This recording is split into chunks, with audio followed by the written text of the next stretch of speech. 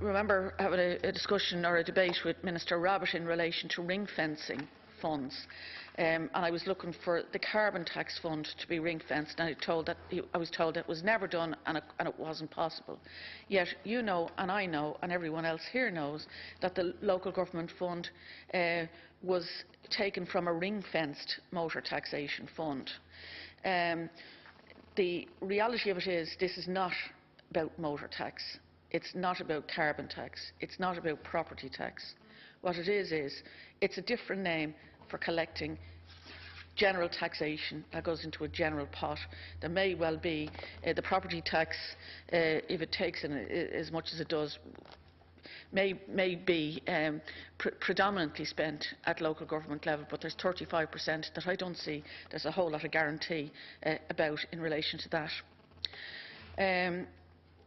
The interesting thing is, Minister, that you in your statement say, or in your opening contribution, you say that it's going to increase for some categories in the lower, up to 1700 cc, of between 14 and 38 per year. I have a car that's below that size, and I had an increase of €50, so I don't know where you're getting your figures from. Well, it's a Yaris. It's a small car with less than 1,000 cc, and it went up by 50.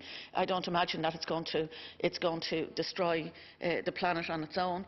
But I'm just saying to your numbers, your numbers appear to be wrong. And then just recently, just in the last month.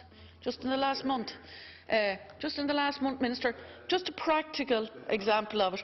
You also talk about you're also talking about how much of an increase it is, and going to 44 cents a week if there's an increase of €23 a year. The problem is, there's a failure for this government to actually look at the cumulative effect of all of these things. And I think people were really insulted when you start saying things like the household charge was €2 a week. Because the reality of it is that that's not your money, Minister. That's the money that's in somebody's pocket that's struggling, that has utility bills that are going up, that has an income that's going down, that has a mortgage payment that's going up, that's a rent that's going up. And it's the cumulative effect of all of those things that are absolutely destroying families. And it's insulting to reduce it to that, that type of statement. It's as though there was nothing else happening. And I think you've got to consider how people's households are impacted.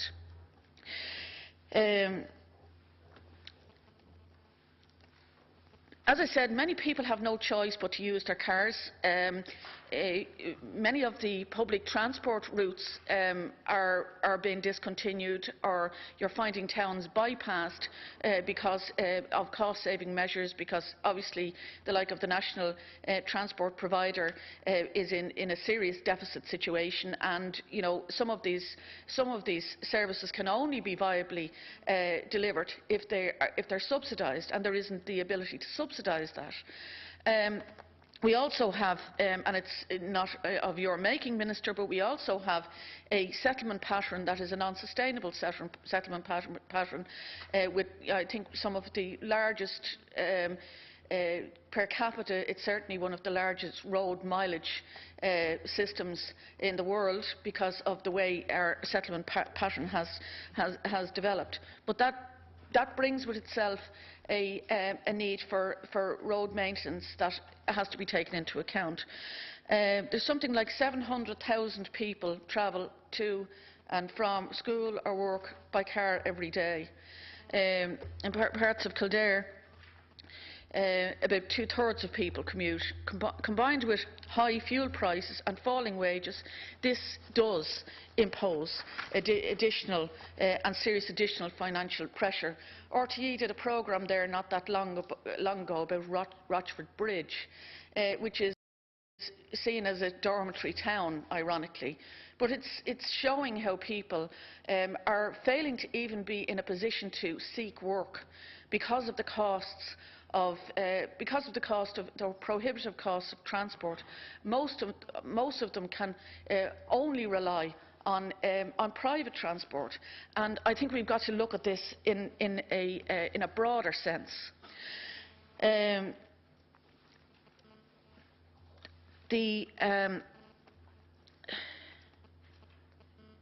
Yes, in relation to the fund, I mean, obviously you're saying that 150 million addition has been taken out of the local government fund.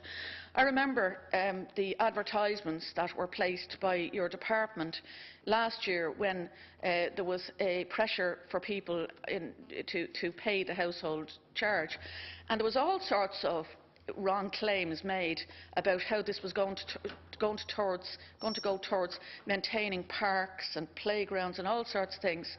The reality of it is the local authorities now have very significantly less, and they will have less again. Essentially, what people are going to be asked to pay for, they're going to be asked to pay for more, and they're going to see a reduced service. In relation to roads, we're seeing roads failing all over the country. Deputy Cowan made the point about the type of foundations in the road system in parts of the Midlands, and that will include parts of Kildare. The level of usage, obviously, the two very severe winters we haven't really recovered from.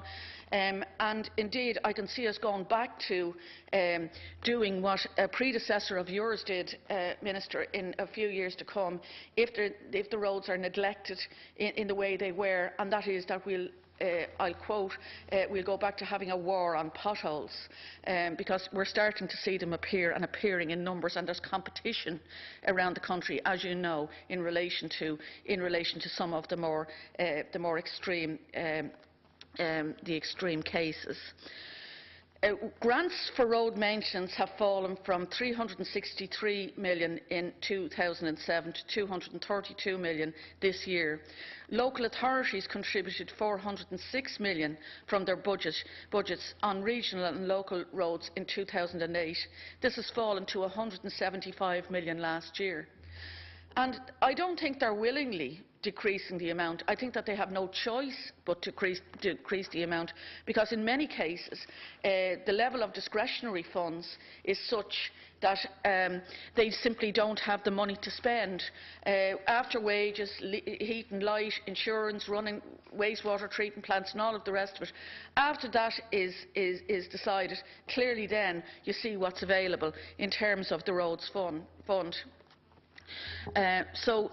Minister Varadkar, just the other evening, when he was answering questions, was talking about the considerable difference in the amount spent on road maintenance improvements by local authorities across the country. Some spend as little as 8%, while others spend as much as 66% of their budget. Now, that comes very much down to the level of discretion that's available. And, Minister, one of the things I think at this stage that needs to be considered in that context is the needs and resources model, which is a very discriminatory model, because it's looking at the historical situation, and areas that are rapidly developing have new needs simply don't have those needs counted. And if you start looking at things, for example, again in your own department, like for example and I know there's an examination happening at the moment on it, the disabled person grants. Some local authorities simply can't come up with the local contribution to the extent that it needs to be come up with, and you can see that the level of discretion in some local authorities is better than it is in others, and the ones that are regarded as wealthy counties are very often not wealthy at all, because they're the ones that have a limited ability to draw that down. And that can account for the low level of money that is distributed to road maintenance from some local authorities. So I think that needs to be seriously looked at. The other element of this bill, which I think is a really important element, and others have drawn attention to it, and rightly so, is the major issue of the destruction of our environment. The way this tax is designed, is really not going to reward good behaviour. In fact, it reverses what had been done in terms of the culture changing in relation to the kind of vehicles people chose. The thing about it is, what's immediately clear is, from the changes being made, is that no good deed will go unpunished by this government. As I've said, motor tax has increased several times since this government came to power, and in each case the person who made the conscious move towards the lower emissions engines was punished, and punished severely, and this bill continues that. A 92% increase, as I mentioned earlier, applies to the people in the Band A for emissions. So if you did the good thing several years ago by trading down your emissions, you get severely punished today. Encouraging positive environmental behaviour through taxation is a tried and tested method, and there's wider societal advantages to doing that, and it makes good economic sense, because we will at some point have to buy carbon credits if we don't meet our targets, and whether those targets are included or not included in a bill here, we do have international obligations.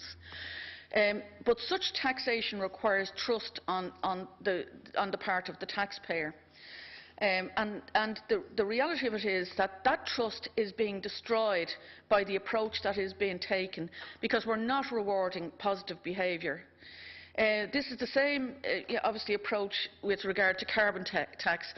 Not ring-fencing it and putting it into a general fund means that essentially it's not a carbon tax at all. It's just another tag that you put onto general taxation. What should be happening is that it goes into a fund, and that fund then is provided for retrofitting or wind energy and so on and so forth. We're also placing our obligations to reduce emissions in serious jeopardy. Transport makes up 21% of our national emissions profile, and most of it is outside of the emissions trading scheme. We're expecting a climate change bill, I think, Minister, it was next week that we were told last week, and we'll wait for that. But going on the example of today's behaviour, it's obvious that the priority for government is not being backed up by the practical delivery of things that change people's behaviour. Just to finish on a couple of things, the settlement pattern, and I know that it's intended to produce a new national spatial strategy, but I think that there's clearly it's clear if it never was before, that the dispersed nature of the way we have gone about our settlement pattern has caused us, and is going to cause us, very serious problems in the future, and I don't believe that you can disassociate that from the kind of thing that's included in this bill today. I don't know if there's a way of looking at how you can unpick that, but clearly, if you're going to be putting cars out of people's reach in terms of being able to run a car for services, I think on the other side you've got to provide public transport to allow people to function, and clearly we're neither doing one thing nor the other. Thank you. Next speaker is Deputy Sean Kenny. Thanks, Cathaoirleach. The primary purpose of this bill is to give a permanent basis in law to the increases in motor tax rates and trade plate licences contained in Budget 2013, and for licences commencing on or after the 1st of January 2013.